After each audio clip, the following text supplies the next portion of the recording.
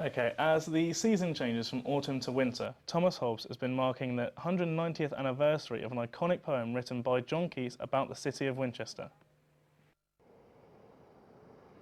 John Keats's The Autumn is regarded as one of the finest poems in English literature, and it was written here in Winchester.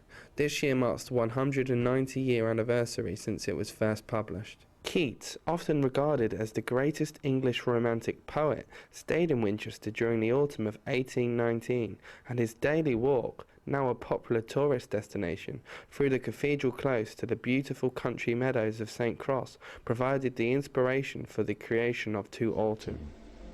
While barred clouds bloom the soft dying day, and touch the stubble plains with rosy hue, then in a wailful choir the small gnats mourn among the river sallows, borne aloft or sinking as the light wind lives or dies. With the season of autumn coming to an end, it is fascinating to think that this beautiful countryside backdrop to Winchester provided the inspiration to John Keats when he was writing his classic poem, The Autumn. But what was the poem's impact on English literature and the city of Winchester itself? Critics say if ever there is such a thing as a perfect poem, Keats's To Autumn is that poem. It's important to say that part of the inspiration for the work itself is the famous Keats walk into South Winchester, and in the process of the walk itself, it's a semi-spiritual experience almost for Keats. He seems to be subsumed by a kind of vision of Englishness. Take note of that moment in the first stanza of the poem, which speaks of autumn as the time that fills all fruit with ripeness to the core. This seems to be a key moment in the poem's narrative. Keats is invoking this Renaissance humanist idea about the aim of life is to die well. From the Renaissance there's a line like King Lear saying ripeness is all when he's on the point of death. And it's rather as though Keats is trying to rehearse and dramatise his own King Lear moment. Ripeness is all when he comes to penning this marvellous ode called To Autumn.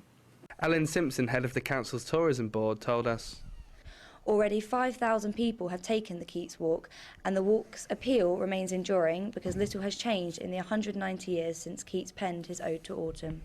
Keats's life was cut tragically short at age 25, but it is clear Winchester was an area with a significant impact on his legacy, and To Autumn will forever remain a beautiful summary of the city of Winchester.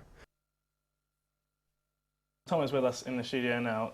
So Tom, how do you think Keats's poem reflects Winchester?